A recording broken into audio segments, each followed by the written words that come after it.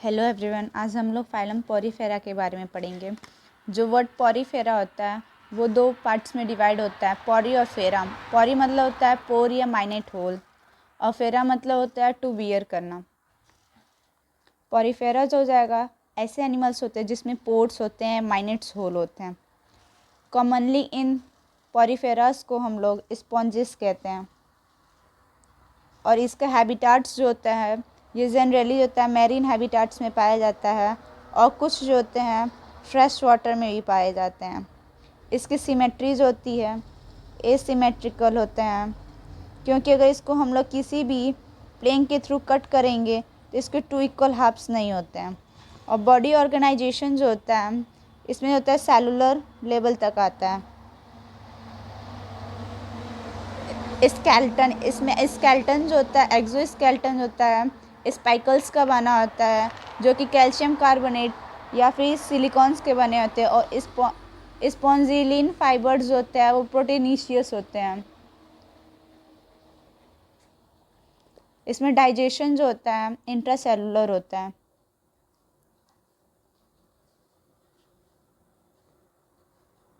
Respiration जो होता है इसमें बॉडी सरफेस के थ्रू ही रेस्पिरेशन होता है, क्योंकि इस पर कोई भी ऐसे ऑर्गन्स नहीं प्रेजेंट होते जिसके थ्रू रेस्पिरेशन हो।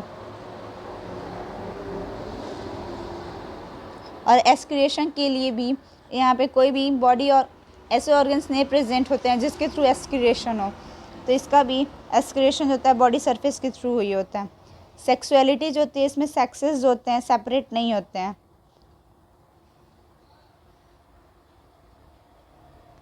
यानी कि सेक्सेस जो होते हैं एक ही में पाए जाते हैं। एक ही बॉडी होता है उसमें मेल और फीमेल दोनों सेक्सेस पाए जाते हैं।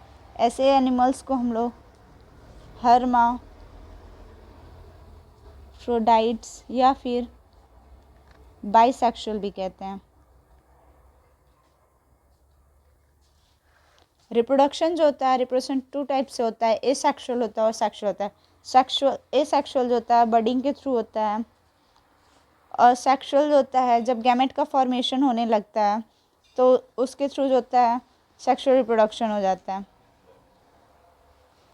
फर्टिलाइजेशन इसमें जो होता है इंटरनल होता है, क्योंकि इसमें जो होता है सेक्सेस जो होते हैं हर्माफ्रोडाइट्स होते हैं।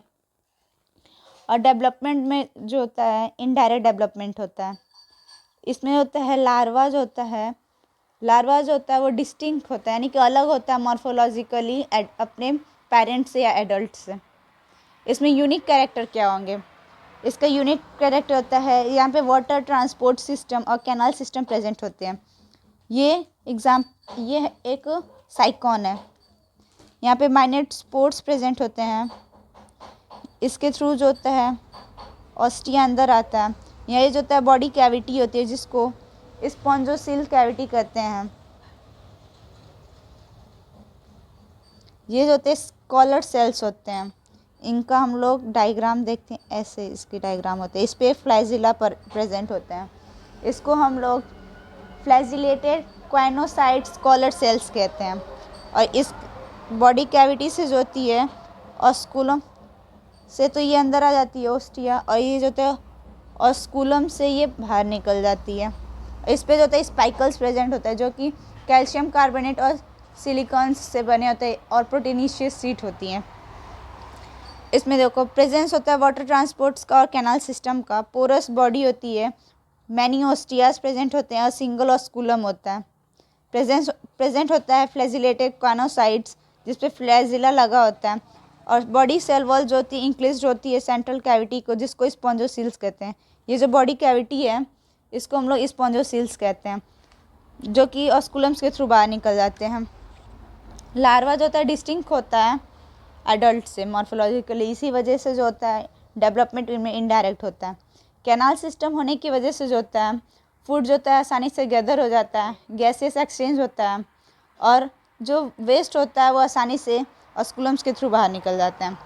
इसका एग्जांपल होता है स्पॉन्जिलिया, यू स्पॉन्जिया और साइकॉन होते हैं। इसका डायग्राम हम लोग देखते हैं। ये साइकॉन है, ये यू स्पॉन्जिया है, और ये स्पॉन्जोसील्स है। ये तीनों जो होता है पॉरीफेरा के एग्जाम्पल्स होते हैं। आज हम लोग ने फाइलम पॉरीफेरा की डिटेल स्टडी कर ली और कल हम लोग फाइलम सिलेंट्रेटा के बारे में पढ़ेंगे। Thanks for watching my video.